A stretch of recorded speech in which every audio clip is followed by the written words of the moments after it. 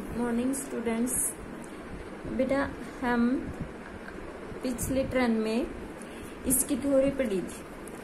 आज हम with diagram explanation करेंगे human digestive system. Human digestive system जो होता है वो दो उससे मिलकर बना होता है। एक इसमें एलिमेंट्री कैनाल होती है और एक इसमें होती हैं ग्लैंड्स। ठीक है, एलिमेंट्री कैनाल जो होती है वो माउथ से शुरू होती है और एनस के ऊपर खत्म होती है। और जो हेल्पर ग्लैंड्स होती हैं वो तीन होती हैं। एक सलेवरी ग्लैंड्स होती है, एक होती है लीवर ग्लैंड्स और एक होती है पैनक्रियाज। ओके, माउथ के थ्रू क्या होता है बेटा? इंजेक्शन। इंजेक्शन मीन्स भोजन का अंतःग्रहण, यानी ह्यूमन बीइंग के अंदर माउथ जो होता है वो भोजन को इंटेक यानी अंतःग्रहण करने का काम करता है। यहीं पे फिर माउथ के अंदर ही पढ़ेंगे हम कि माउथ के अंदर क्या हो, बैकल कैविटी जो होती है उसके अंदर क्या प्रेजेंट होती हैं? सलेवरी ग्लैंड्स प्रेजेंट होती हैं। सलेवरी ग्लैंड्स जो होती हैं वो बेटा सलाइवा यानी ये लार ग्रंथियां हैं और क्या करती हैं? लार का उत्पादन करती हैं। लार के अंदर क्या होता है? एक तो एमाइलेज एंजाइम होता है और एमाइलेज एंजाइम को टाइलिन एंजाइम भी कहते हैं। एमाइलेज एंजाइम जो होता है वो कॉम्प्लेक्स कार्बोहाइड्रेट्स यानी स्टार्च को क्या करता है बेटा? तोड़ करके ग्लूकोज में बदल देता है। ठीक है, तो एमाइलेज एंजाइम किसका डाइजेशन करता है? स्टार्च को सिंपल ग्लूकोज में कन्वर्ट करता है। इसके अलावा सलेवरी ग्लैंड से जो सलाइवा यानी लार ग्रंथि से जो लार उत्पन्न होती है वो क्या करती है? भोजन को क्या करती है? गीला बना देती है, नम बना देती है, जिससे क्या होगा?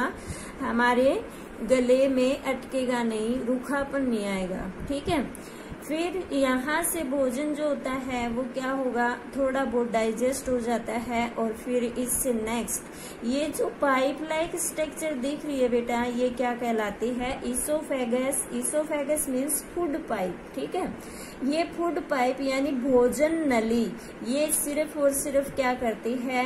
ये स्टोमक यानी आमस से और माउथ को जोड़ने का काम करती है। इसमें किसी प्रकार का कोई डाइजेशन वगैरह यानी पाचन वगैरह नहीं होता। ये सिर्फ जो भोजन अर्ध पचा जो मुंह में पच जाता है थोड़ा बहुत, उसको क्या किया जाता है? स्टोमक में भेजती है। यहाँ पे एक बात और है बेटा कि हमारे माउथ में क्या होते हैं? टीथ प्रेजेंट होते हैं।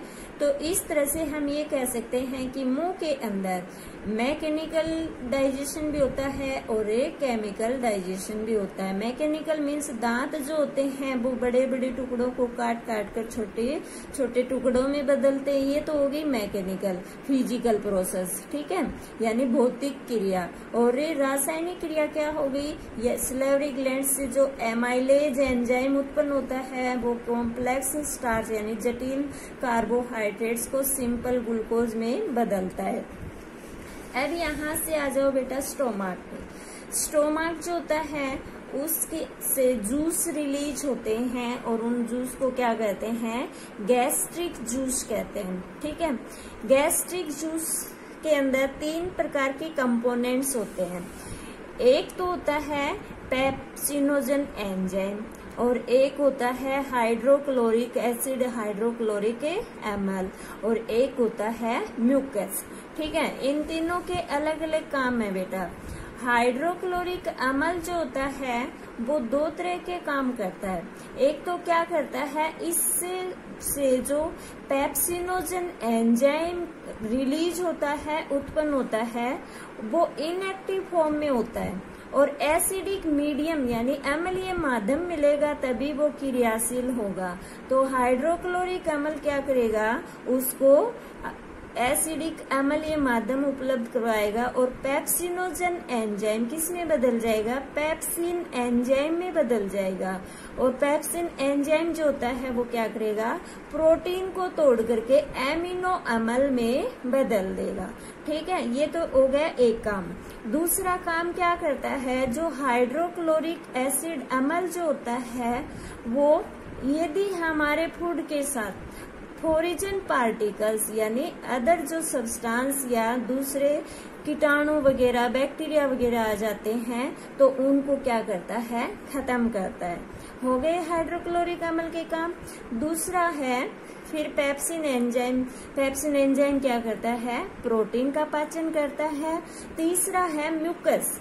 जो म्यूकस होती है वो क्या काम करती है बेटा, कि हमारे स्टोमक के अंदर जो सेल्स होते हैं वो एसिड के प्रभाव से यानी अम्ल का उनके ऊपर कोई साइड इफेक्ट ना हो, इसको क्या करेगी, म्यूकस उससे आमाशय की सेल्स या कोशिकाओं को बचाती है। आगे समझ में। अब आ जाओ आप स्मॉल इंटेस्टाइन। स्मॉल इंटेस्टाइन बेटा बोलने में तो स्मॉल है, मीन्स छोटी आंत, लेकिन इसकी लेंथ जो होती है वो पूरे एलिमेंट्री कैनाल में और जो कंपोनेंट्स पार्ट्स जो हैं उनसे ज्यादा होती है।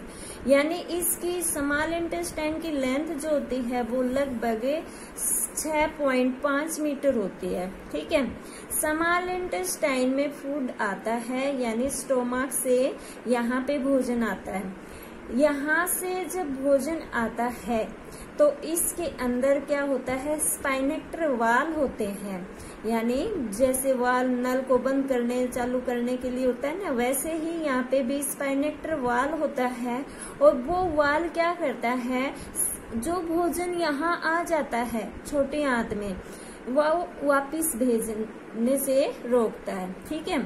जब यहाँ से भोजन स्मॉल इंटेस्टाइन यानी छोटी आंत में आता है, क्षुद्रांत्र में आता है, तो इसके साथ साथ क्या होता है, इधर से जो ये लीवर है, यकृत ग्रंथि जो है, जो ह्यूमन बीइंग यानी मानव के अंदर सबसे बड़ी ग्रंथि होती है, उससे वाइल जूस रिलीज होता है। कौन सा जूस है, वाइल जूस, जिसको हिंदी में पीतरस कहते हैं।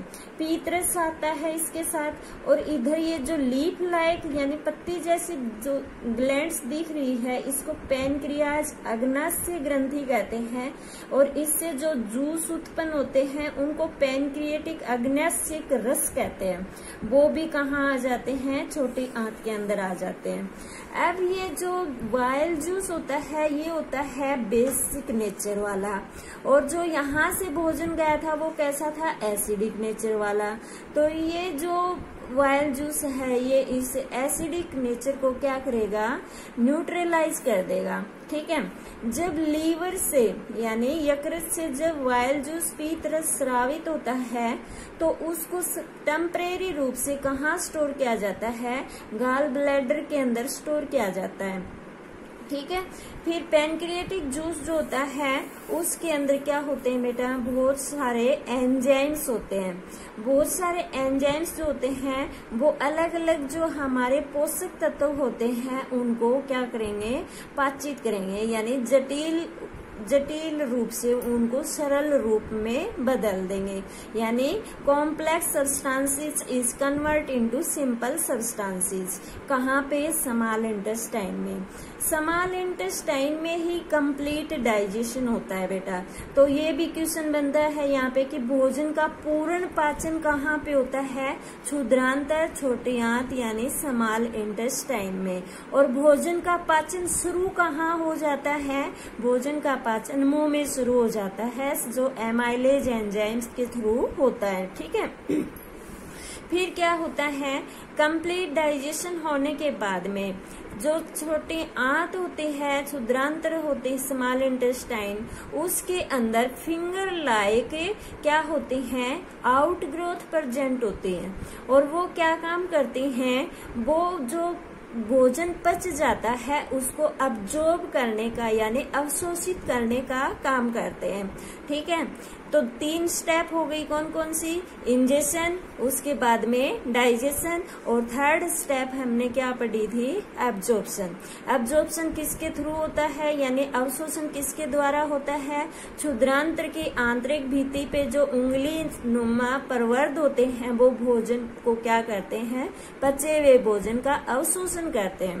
हो गए यहाँ तक। इसके बाद में अनडाइजेस्टेड फूड पार्ट्स, यानी भोजन जो है वो जो हम लेते हैं वो पूरा नहीं पचता, उसके कुछ पार्ट्स जो अपचित अवस्था में रह जाते हैं वो कहाँ चले जाते हैं, बृहदान्त्र यानी लार्ज इंटेस्टाइन में चले जाते हैं।